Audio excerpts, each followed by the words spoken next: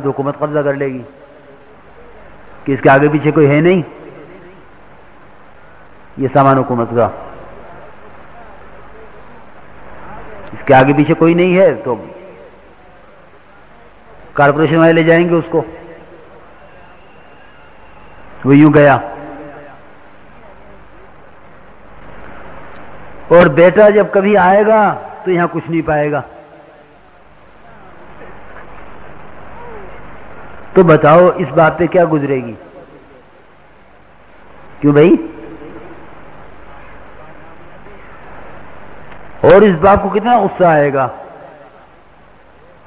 خدا کی قسم اس باپ کو اس بیٹے کے اپنے تک پہنچنے پر اتنا غصہ نہیں آئے گا جتنا غصہ اللہ رب العزت کو اس امتی پر آئے گا جس کو راستہ نظر آیا تھا اور اس نے اللہ کے بھٹکے ہوئے بندے کو دیکھا تھا اور اللہ کی ذات سے نہیں جوڑا تھا۔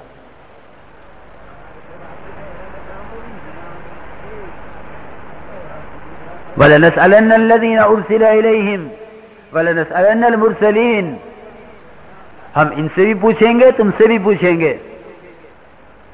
جناب رسول اللہ صلی اللہ علیہ وسلم تو آپ کو تو ایسی آیتوں نے بوڑھا کر دیا تھا، فرمایا کہ ایسی آیتوں نے مجھے بوڑھا کر دیا۔ آپ قرآن سن رہے، ابی ابن کعب رضی اللہ تعالیٰ عنہ سے جب اس آیت پر آئے فَكَيْفَ إِذَا جِئْنَا مِنْ كُلِّ أُمَّةٍ بِشَهِيدٍ وَجِئْنَا بِكَ عَلَى هَؤُلَاءِ شَهِيدًا، جناب رسول اللہ صلی اللہ علیہ وسلم کی ہچکیاں بند گئیں۔ آپ ہمارے حسبک علی، ارے خاموش ہو جا۔ صحابہ نے کہا چپ ہو جا، ارے دیکھیے نا حضور صلی اللہ علیہ وسلم کا کیا حال ہو رہا۔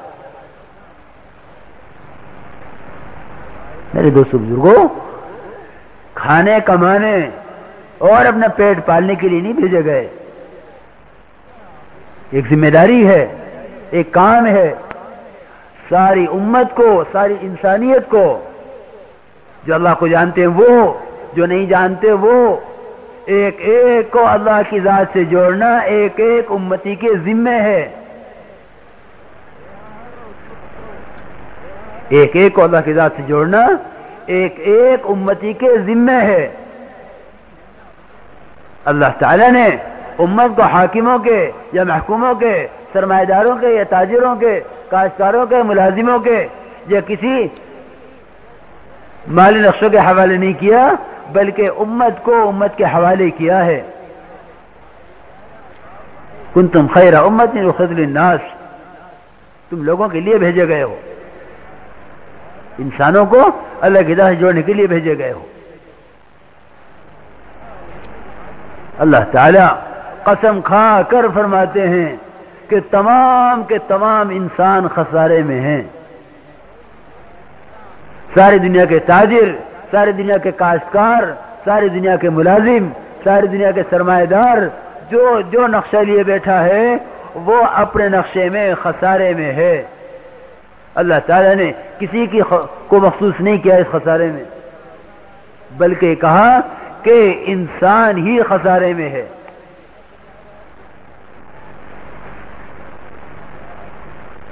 انسان خسارے میں ہے،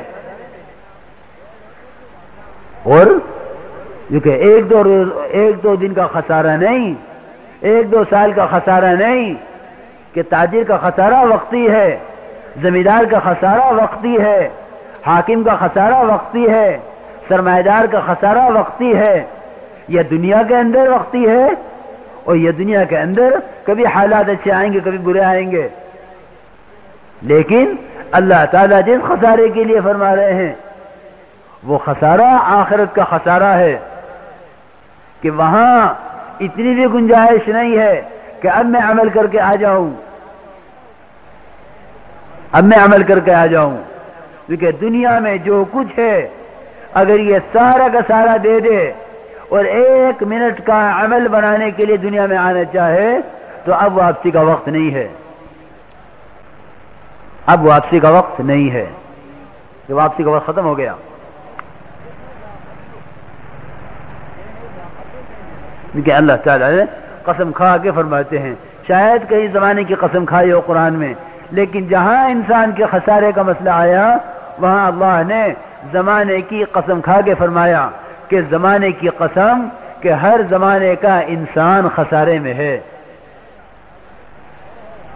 لیکن خسارے سے کون بچے اور خسارے سے کون نکلے؟ الا الذین آمنوا وعملوا الصالحات وتواصوا بالحق وتواصوا بالصبر. اللہ تعالیٰ صاف صاف فرماتے ہیں. میرے دوست بزرگوں، میں اس لیے عرض کر رہا ہوں یہ بات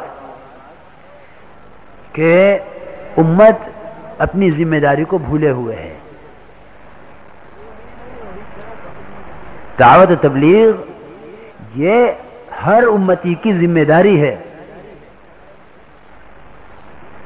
کوئی ثواب کا کام نہیں. ثواب کے کام بہت ہیں.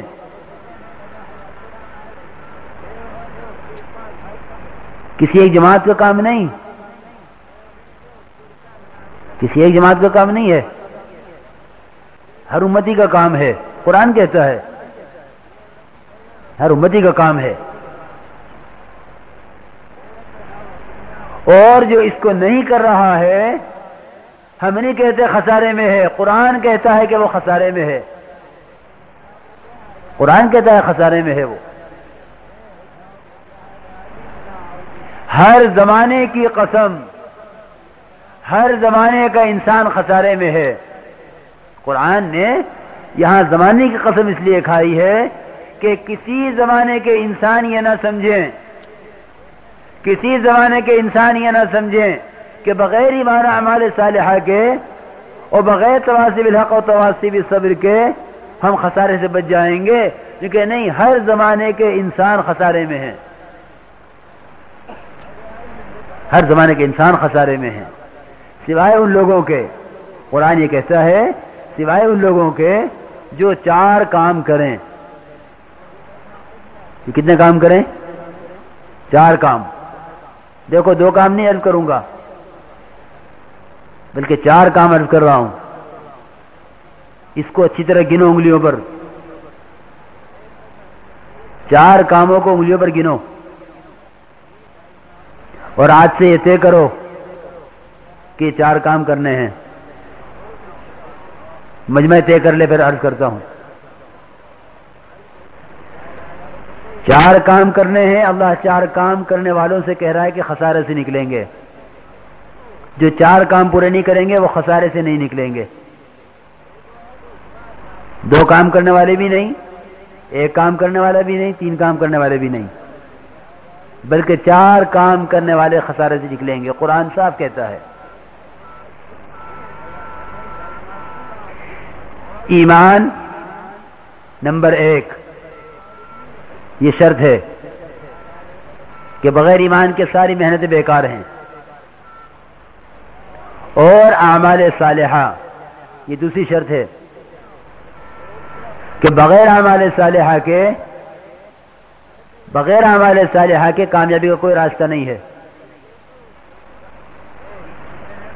تواصی بالحق اور تواصی بالصبر، یہ 4 کام ہیں. ایمان، اعمال صالحہ، تواصی بالحق، تواصی بالصبر. ایمان تو ہم نے سن لیا، سننے کے لیے نہیں سیکھنے کے لیے سنا ہے کہ صحابہ کرام فرماتے ہیں تعلمنا الایمان. ایمان کی تازگی اور دینی معلومات کے اضافے کے لیے بہترین کوالٹی کی شاندار audio cassette, Islamic audio cassette, سبھی طرح کے نعت، تقریر، قرات اور اجتماعات کے ہوئے بیانات کے شاندار آڈیو